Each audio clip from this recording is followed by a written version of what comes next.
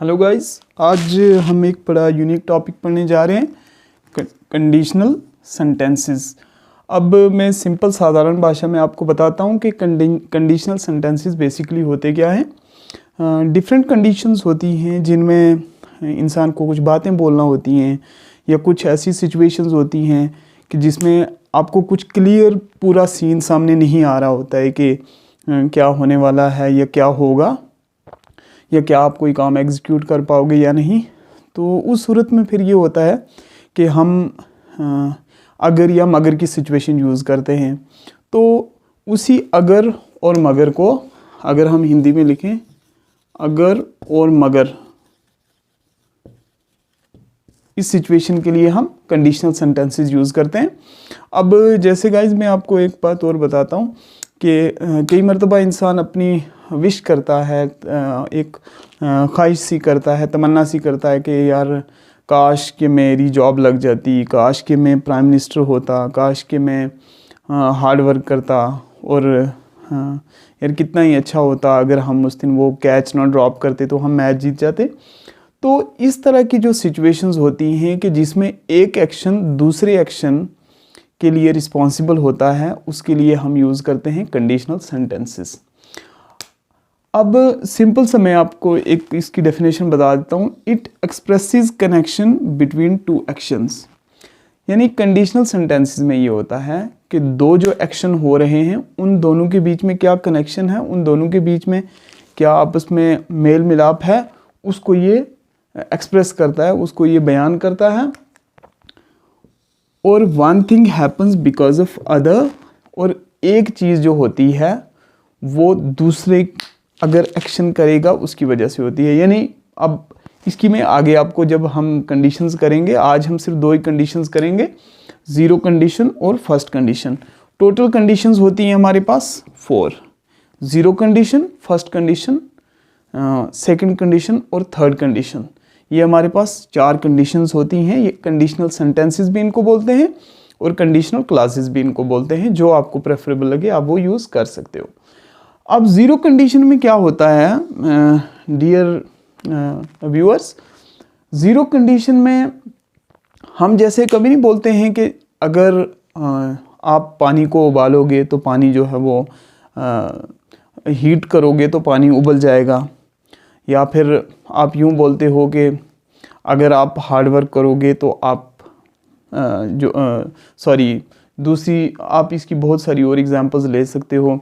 जैसे आप बोलते हो कि जितना आप ऊपर जाओगे उतना वहाँ पर जो है वो सर्दी बढ़ती जाएगी, जितना आप इक्वेटर के क्लोज जाओगे।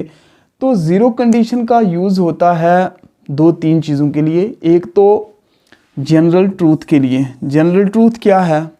जनरल ट्रूथ ये है कि इफ़ आई प्ले, अगर मैं खेलता हूँ, ठीक है, it relaxes my body. If I play, if I play, ये हो गया हमारे पास एक क्लास हमारा, अगर मैं खेलता हूँ। लेकिन ये इंडिपेंडेंट क्लास नहीं है, ये डिपेंडेंट क्लास है। जब मैं बोलता हूँ इफ़ आई प्ले, अगर मैं खेलता हूँ, तो इससे क्या होता है? It releases my stress. अगर मैं खेलता हूँ, इससे मेरी क्या होती है? मेरी स्ट्रेस रिलीज़ होती है। If I play, it releases stress. आप सिंपल लिख दो।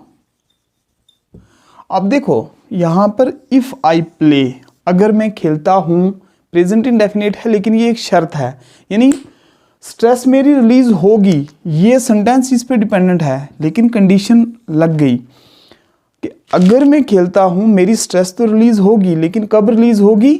जब मैं खेलता हूँ। यानी इस तरह के यदि के जो आपके जनरल ट्रूथ होते हैं, इनको एक्सप्रेस करने के लिए हम फर्स्ट कंडीशन का यूज़ करते हैं, ठीक है। या फिर इफ़ यू वर्क हार्ड, अगर आप मेहनत करते हो, यू कैन सक्सीड, तुम कामयाब हो सकते हो।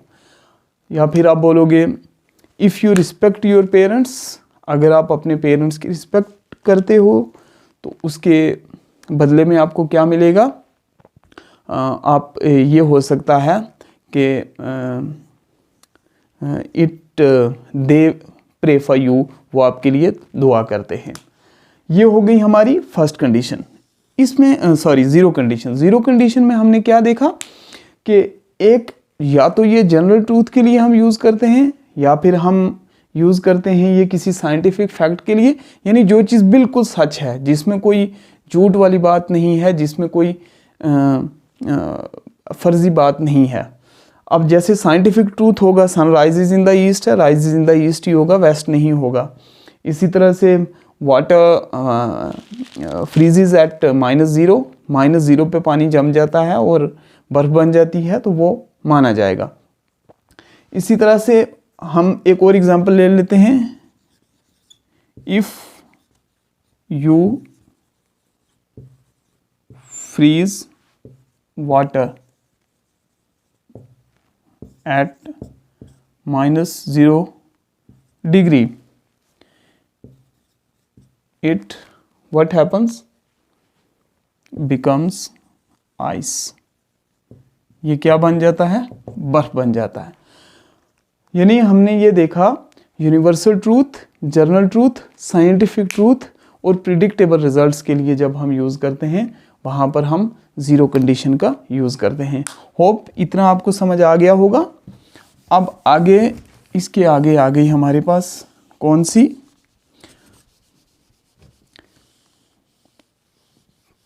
इसका जो रूल है बनाने का वो क्या होता है। एक तो आपका रूल इसका आप लिख लीजिए, इफ़ लगेगा। इफ़ का मतलब है अगर plus subject, S stands for subject. Subject कौन होता है, काम करने वाला, जैसे मैं, आप, वो, तुम, हम, ये सब लोग सब्जेक्ट होते हैं। प्लस फिर क्या है, इफ़ हो गया ये, यू हो गया हमारे पास सब्जेक्ट, ठीक है।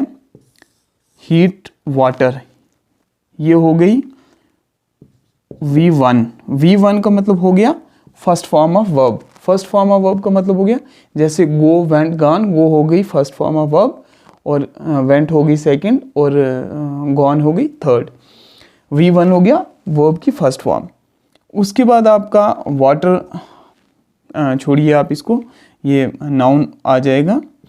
अब इसमें क्या है, इट फिर सब्जेक्ट आ गया प्लस सब्जेक्ट, ये रिजल्ट क्लास है हमारा। रिजल्ट क्लास का क्या मतलब, यानी अगर आप ये एक्शन करोगे, इफ़ यू बॉयल वाटर, अगर आप पानी को बॉयल करोगे तो इसका आगे रिजल्ट आपको क्या मिलेगा, पानी क्या, अगर आप पानी को हीट करोगे, सॉरी हीट आपका एक्शन है और रिजल्ट उसका क्या है, वो बॉयल हो जाएगा।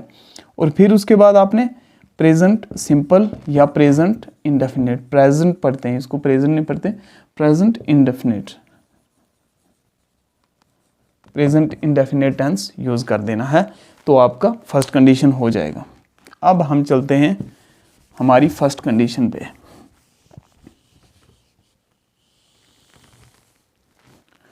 फर्स्ट कंडीशन हमारे पास, होप कि आपको ज़ीरो कंडीशन अच्छे से समझ आ गई होगी।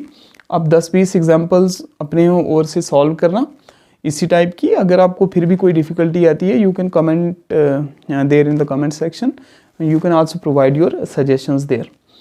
अब फर्स्ट कंडीशन कहाँ यूज़ होती है, used when something is likely to happen.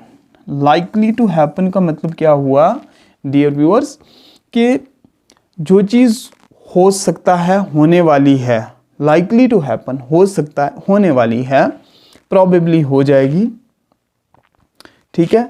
Because of certain action or condition, यानी कुछ हो जाएगा किसी एक सिचुएशन की वजह से, उसके लिए हम फर्स्ट कंडीशन का यूज़ करते हैं जब हम अपनी इंग्लिश बोलचाल करते हैं, इंग्लिश में उस चीज़ को एक्सप्रेस करते हैं।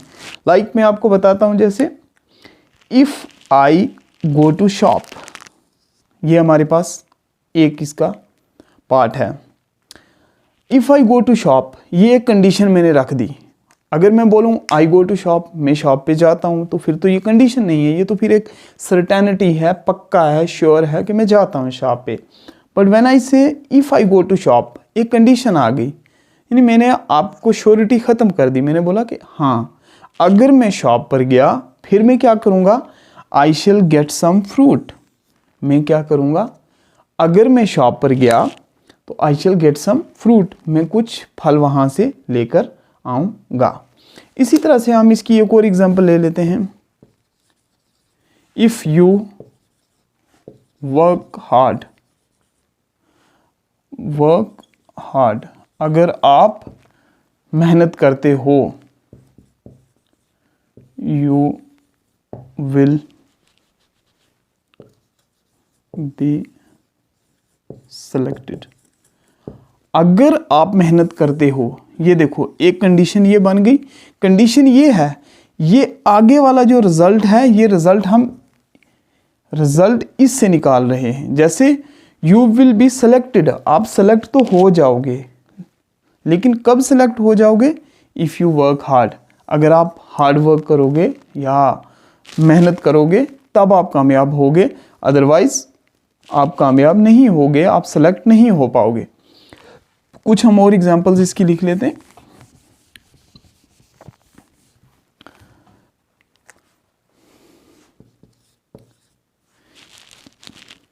If it rains today, the match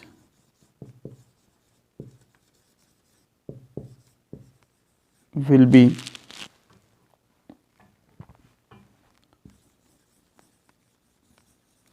delayed।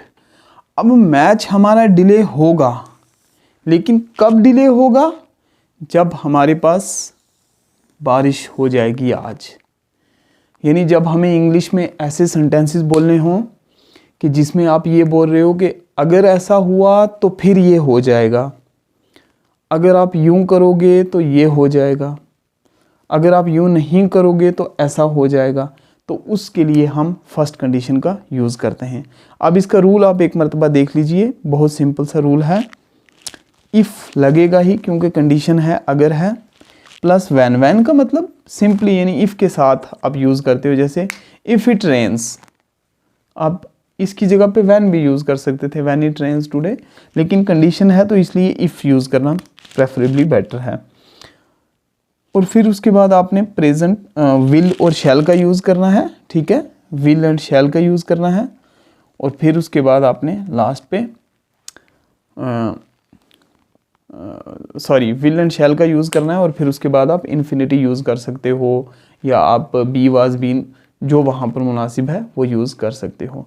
जैसे हमने किया इफ़ इट रेन्स, ये रेन्स प्रेजेंट इंडेफिनिट है या प्रेजेंट सिंपल, ये फार्मूले वाला है। इफ़ इट रेन्स, अगर बारिश होती है, the match will be delayed, ये विल भी फार्मूले वाला है, और बी डिलेड लेट हो जाएगा, उसके लिए हमने यूज़ किया। होप गाइज आपको ये क्लास मेरी बड़ी ब्रीफ सी थी, आपके लिए बेनिफिशियल प्रूव करेगी। और आप मेरे चैनल को सब्सक्राइब कर दीजिए, फ्री ऑफ कास्ट है। आप चैनल को सब्सक्राइब कर दीजिए और वहाँ पर आप नोटिफिकेशन आइकन के ऊपर भी क्लिक कर दीजिए, ताकि मेरी हर दिन आने वाली नई वीडियो आप देख सको। और आप अपनी बेटर सजेशंस अगर देना चाहो तो ज़रूर वो भी आप दे सकते हो। Thank you, have nice time ahead.